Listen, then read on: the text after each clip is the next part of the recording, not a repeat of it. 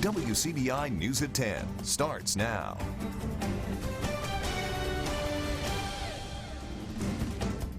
Thanks for staying up with us tonight.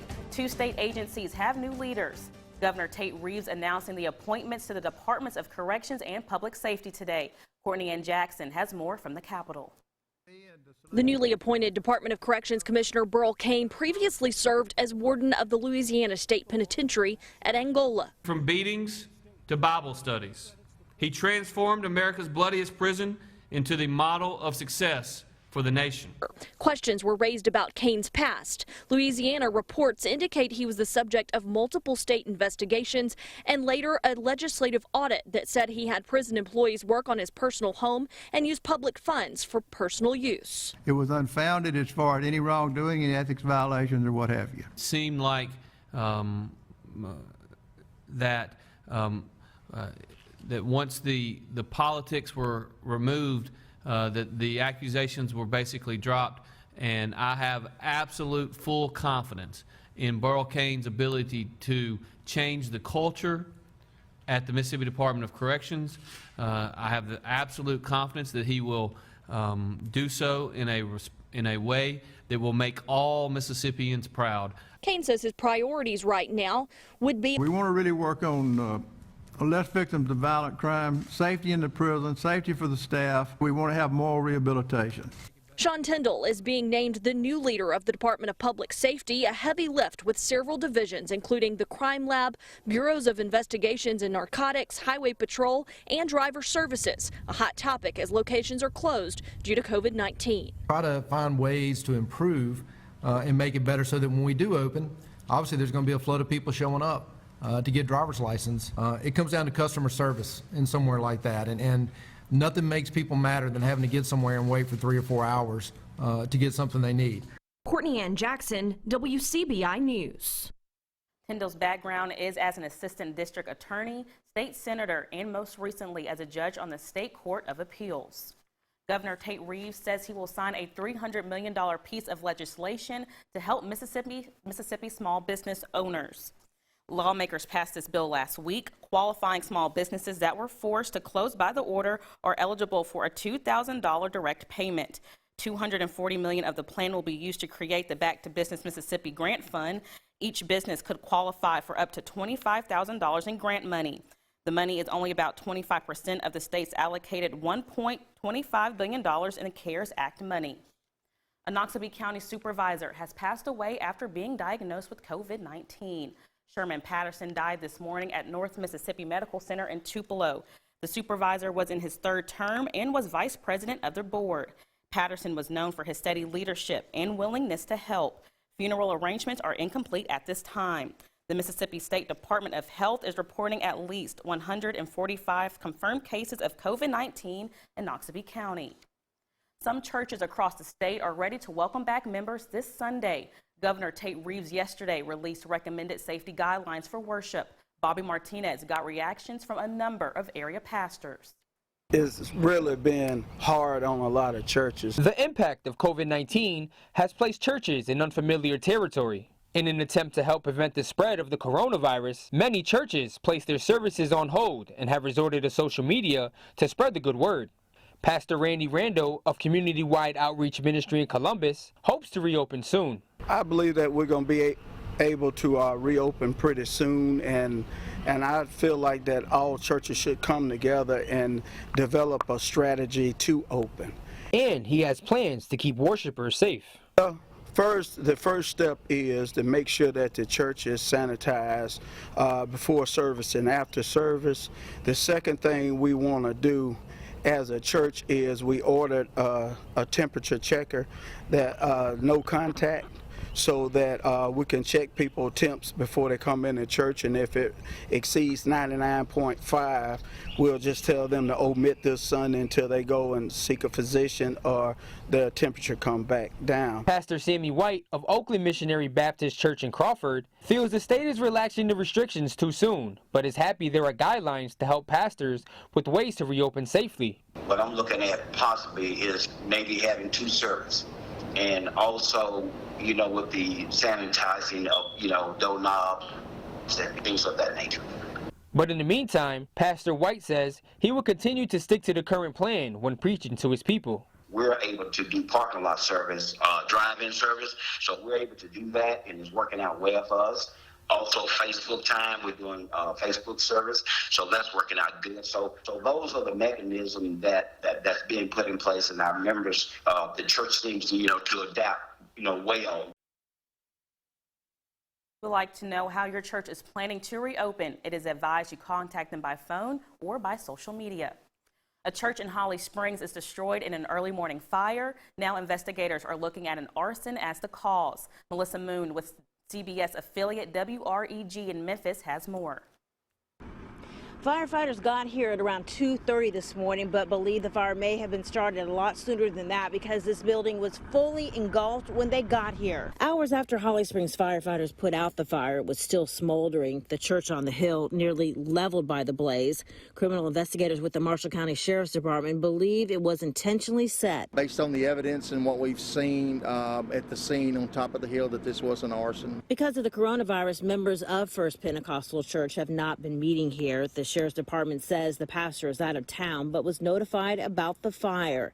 Investigators won't say what they found inside, but say several agencies, including the state fire marshal's office and the feds, are investigating. We've collected some evidence and some stuff that we are trying to get identified through several different companies and stuff to perhaps give us some leads or lead us in a direction we can find the person or persons responsible for this fire. Investigators are asking anyone who might know anything about who started this fire to contact them at the Marshall County Sheriff's Office.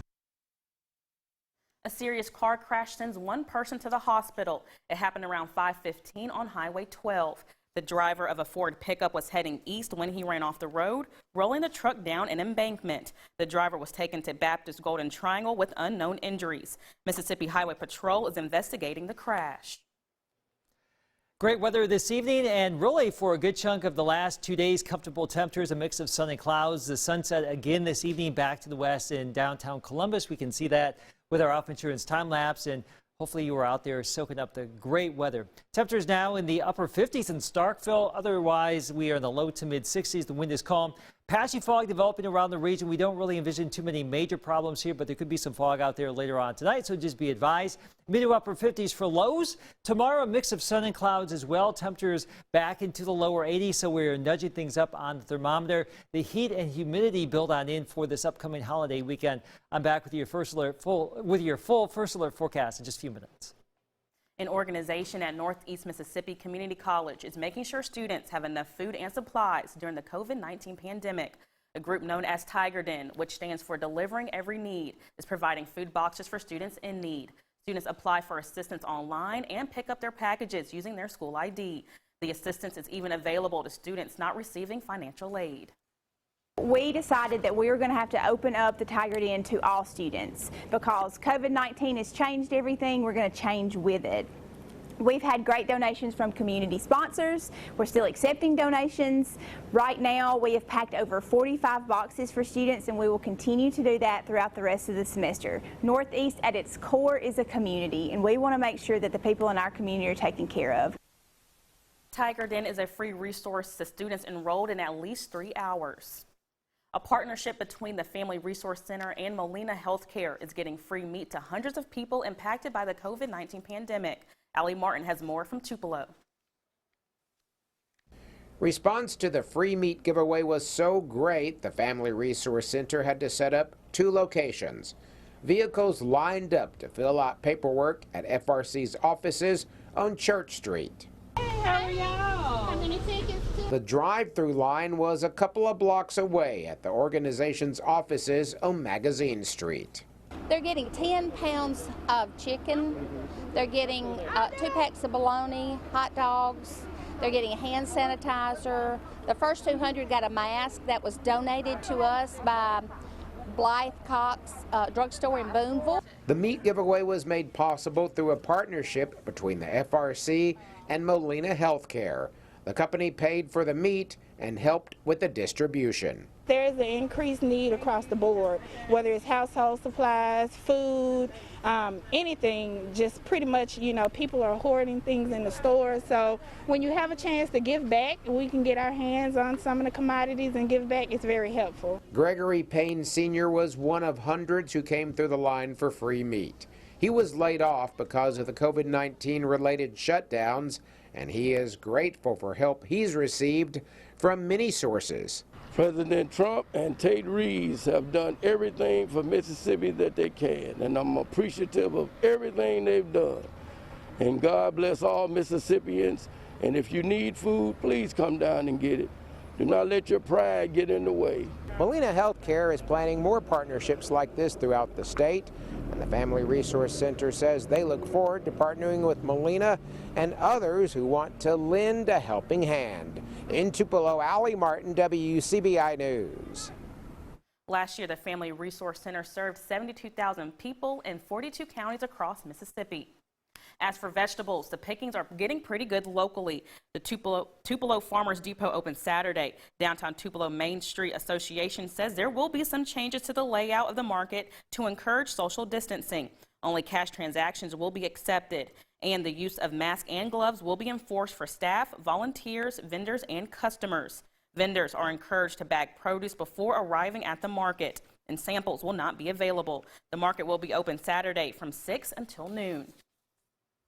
All right, Keith, so what can we expect for this weekend in Memorial Day? Well, it's going to be warm, humid, some spotty storms out there, so something to look forward to, I guess. Right. But that's after we get through tomorrow. Rain chances pretty slim. Choctaw County on our Thursday, lower 80s, a mix of sun and clouds. I am back with that weekend forecast next.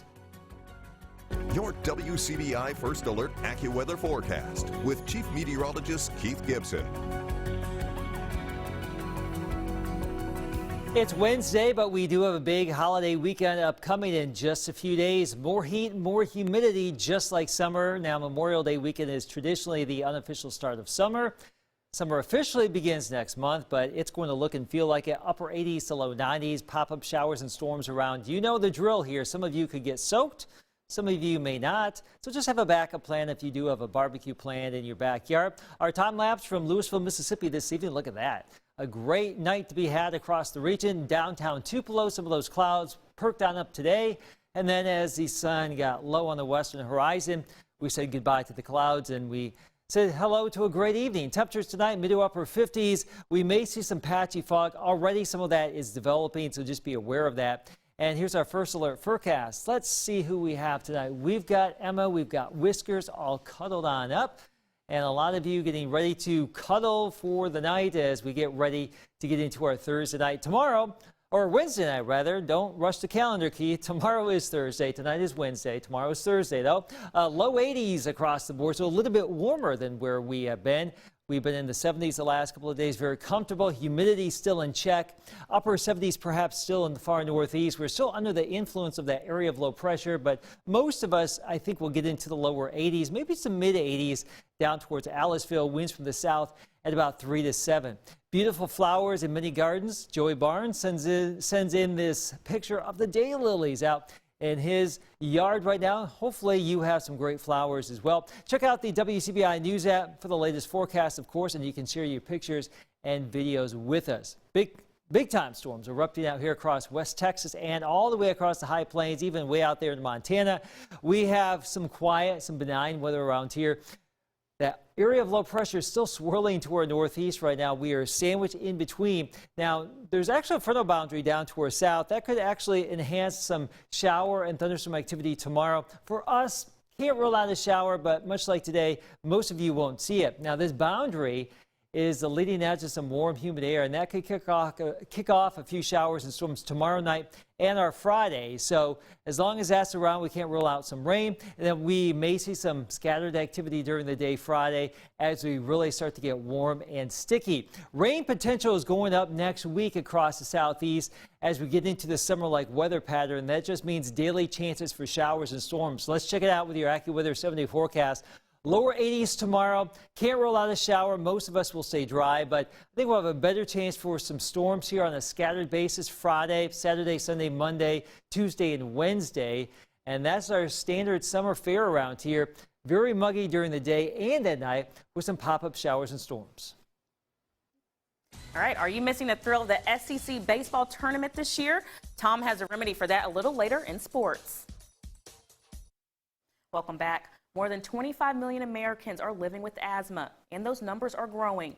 In tonight's Health Talk with Baptist, we look at some of the symptoms and triggers of asthma attacks.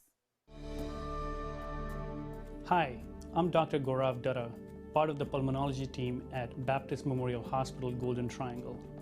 Tonight, I want to talk to you about asthma attack symptoms and warning signs. If you have asthma, you may go for weeks or months without having a flare, but suddenly your chest feels tight and you're coughing and wheezing. During an attack, the muscles in your airway tighten and their lining gets swollen. They make more and thicker mucus. All of this makes it hard to breathe. Just before or at the very start of an asthma attack, you may notice certain symptoms that may tip you off. Coughing a lot, especially at night, trouble sleeping, losing your breath, hard to breathe during and after exercise, low PEF numbers from your peak flow meter. When your symptoms flare, it might be hard for you to do normal everyday things. You may experience short, shallow, fast breaths, a whistling sound when you breathe, especially breathing out, also known as wheezing, a cough that won't go away, tightness of the chest, inability to get enough air in. When symptoms become severe, you may feel panic, wheeze when you breathe both in and out and cannot stop coughing. Call 911 or get to the hospital right away. You need immediate medical treatment. Join us next time for Health Talk with Baptist, where we will talk about treatment options for asthma. Mail your topic suggestions to healthtalk@wcbi.com. Health Talk has been brought to you by Baptist Memorial Hospital Golden Triangle. College athletes could be returning to the practice field in as soon as 2 weeks. More on which sports got the go-ahead. Stay tuned for sports. Here's sports with Tom Ebel. Good news. News that gives some hope of sports returning to normal this upcoming fall. The NCAA Division I Council votes to approve voluntary athletic activities for football and men's and women's basketball to start June 1st through the 30th. Yahoo Sports' Pete Thamel was the first to report. While the decision to return to campus are to be made along with state, local, and university rules, voluntary work for individual athletes has been improved. A NCAA decision on the other sports should be expected within the next week. A fifth Mississippi State Bulldog likely won't be returning to campus when things open up. Rising sophomore defensive back Jarian Jones has entered the transfer portal. Jones saw playing time as a true freshman in 2019, recording 12 tackles and a fumble recovery, and was expected to see significant time this upcoming year. Jones was a four-star prospect and Under Armour All-American coming out of Northwest Rankin High School. Houston High School has hired Itawamba AHS offensive coordinator Baylor Dampier as its next head football coach. Dampier led the Indians offense for 3 seasons, averaging more than 30 points per game each year. Dampier replaces Ty Harden, who was hired on May 5th to be the head coach of Tupelo High School football. The Daily Journal's Brad Locke was the first to report. 1 year ago on Wednesday, Mississippi State and LSU battled in the longest SEC baseball tournament game in history. If you stayed up to watch it, you remember 17 innings, 6 hours and 43 minutes, and it ended around 3 a.m. Thursday morning. LSU tying it up in the 8th, Gunnar Halter walking it off with an RBI base hit in the 17th. The Bulldogs would go on to lose to LSU in the quarterfinals 2 days later. And on the same Wednesday, the second-seeded Arkansas Razorbacks took down Ole Miss 5-3. Those two would also meet again 48 hours later. Ole Miss winning the one that counts 3-2 in the quarterfinals to advance to the semis, and would eventually fall to Vanderbilt in the SEC Tournament Championships. We were supposed to be watching some SEC Tournament baseball this week, but a little bit of a flashback for you. That's it for sports. We'll be back right after the break. Summer-like conditions coming on back tomorrow, lower 80s, partly cloudy, maybe a stray shower, but better opportunities for some rain as we get into our Friday. Saturday, Sunday, Monday, the long holiday weekend. If you do have barbecue plans, backyard plans, well, there could be some scattered showers and storms around. It won't be a washout, I don't think, this weekend, but there will be some rain out there. Some of you may get a good downpour, and those opportunities for rain will continue into next week. It's going to stay warm and summer-like for a while. Summer is here, Stephanie. Great. Well, you know what, Keith, what is your favorite meal to eat for Memorial Day? Like, what's your favorite item? Grilled chicken maybe on the barbecue. Oh, wow. Okay, now I'm definitely into the ribs, so we may have to collaborate with those recipes. Have a good night, everyone.